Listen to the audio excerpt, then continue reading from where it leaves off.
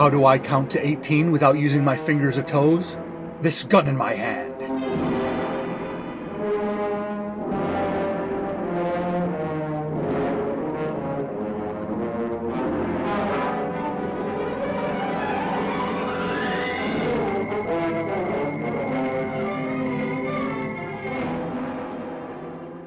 Inside the accounting firm of Bonanno, Colombo, Gambino, Genovese, and Lucchese, LLP, the early morning sun shines through angled blinds into a large office.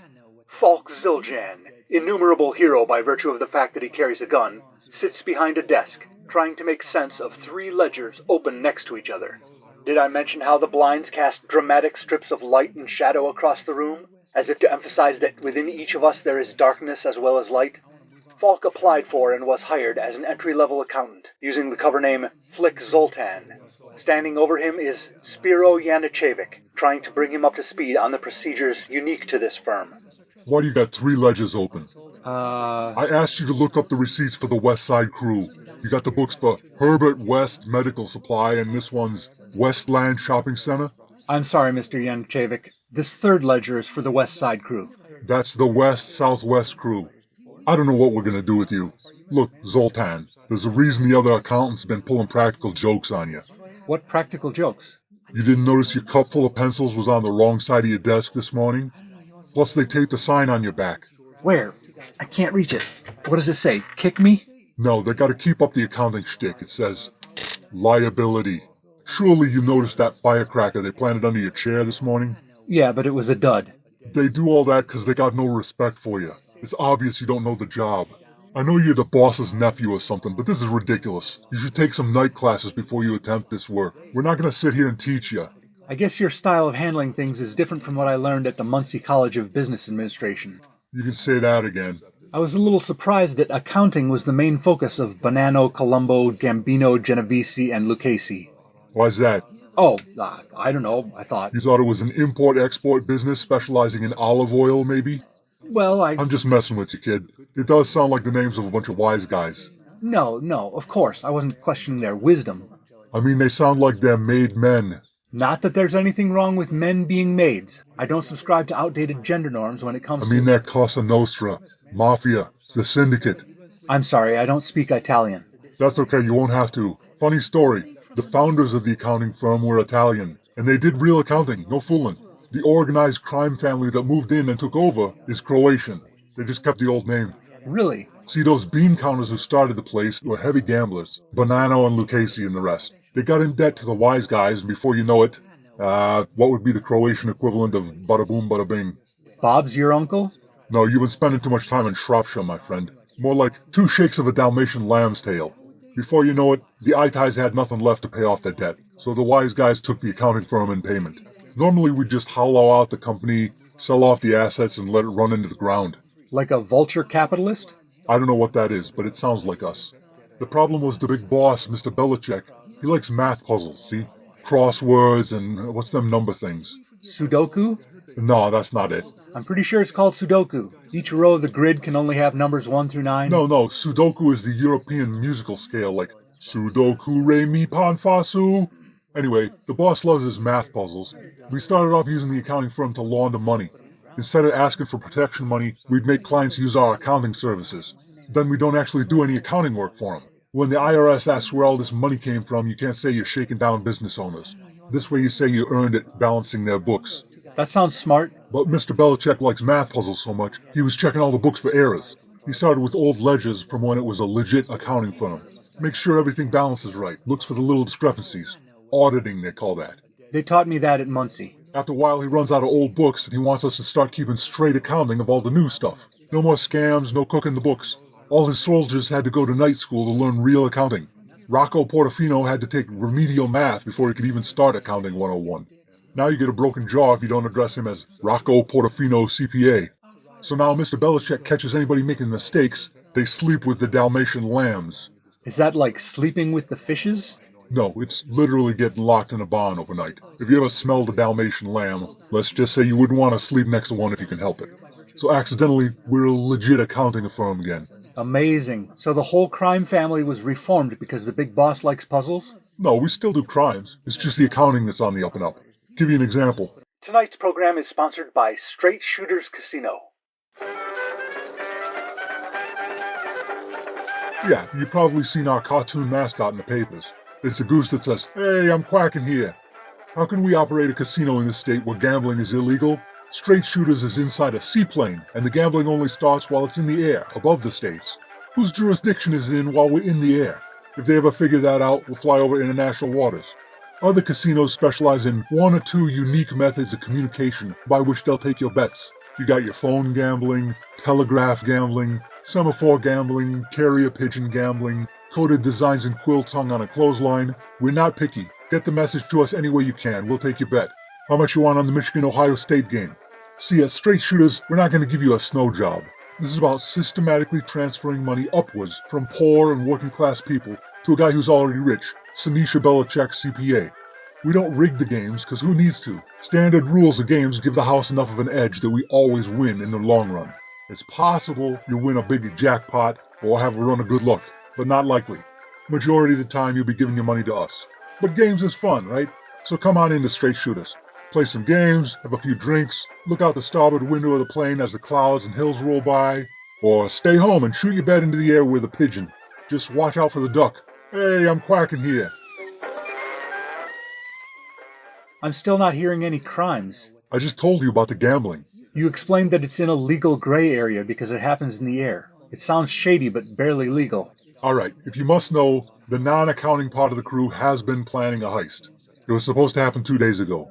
Why the delay? It's kinda embarrassing. First off, Mr. Bellechek's plan for the heist was a little convoluted. I remember it like it was only 2 days ago. All right. That's how we're gonna pull this job. And just to make sure you guys are as smart as you think you are, play it back for me. Okay, 25 after 10, I drive up with you to the gate of the Willard Mansion. You're in the back seat, all dressed up in a monkey suit. Get on with it, Matty. Well, the guy at the gate takes us for one of the invited characters, so he lets us through. Once through the gate, I get out of the car and boing, rock him to sleep. Okay, come on. I pull in with car number 2 and keep the motor running. Same here on the third car.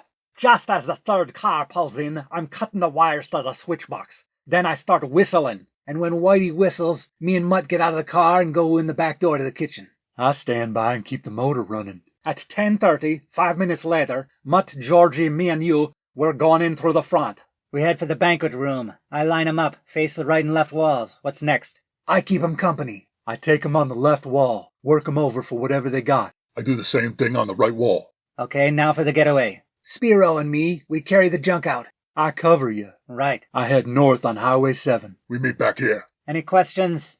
Well, the steps all make sense, but don't you think that's a lot of steps to remember? It's a hold-up. You don't apply a Hemingway style guide to make it easy to follow. The only audience that needs to follow it is you mugs. That's what I mean. These mugs will mess it up, 'cause it's too complicated for them to remember. All they gotta remember is the 2-3 steps assigned to each of them. The only person who needs to remember the whole plan is me. Yeah, but, gee, don't you want to, get your plan peer-reviewed? No, I don't want it.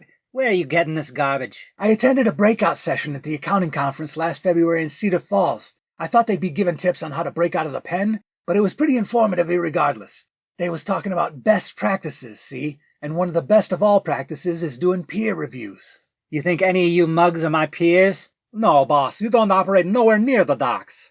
On account of that's Proud Mary's turf. We don't want another gang war. So we repeated the plan over and over till we all had it down perfect. But when the whole crew set off in 3 stolen cars, we couldn't find the place. The neighborhoods and streets all have cockeyed names in the Naked City. Naked City, is that Santopolis? No, you know the one. They call it Dark City. Whispering City, the town without pity.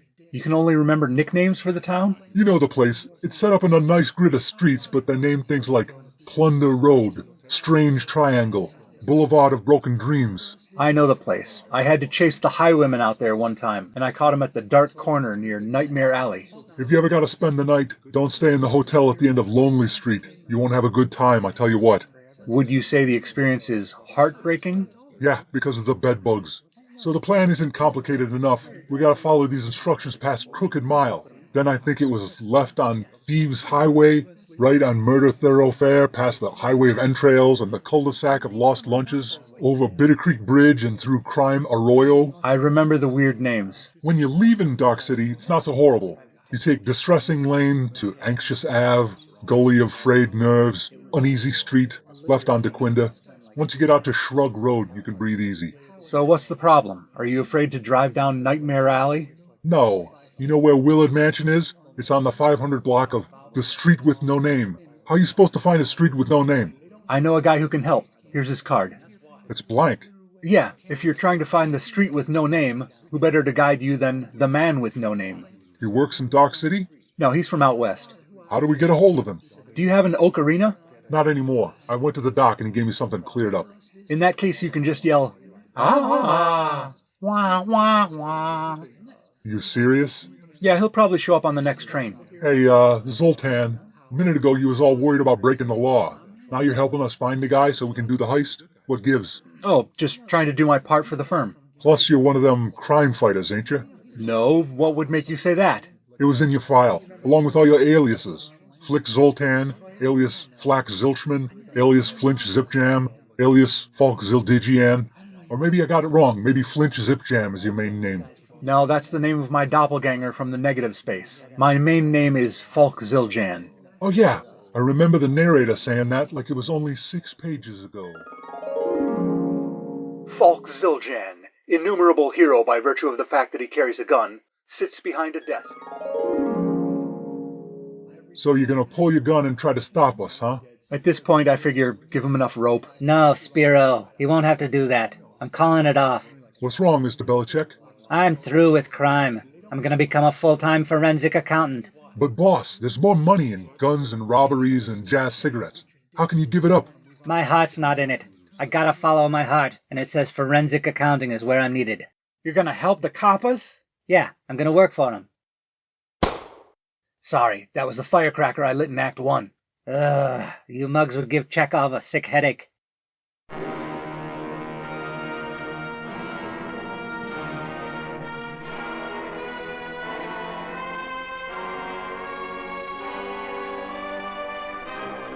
No Accounting for Taste, episode 129 of This Gun in My Hand, was put in the red and written off by Rob Northrup. This episode and all others are available on YouTube with automatically generated closed captions of dialogue. Visit thisguninmyhand.blogspot.com for credits, show notes, archives, and to buy my books, such as Sisyphus Eat Your Heart Out, available in paperback and ebook from Amazon. How do I move data from temporary accounts on an income statement to permanent accounts on a balance sheet? With This Gun in My Hand.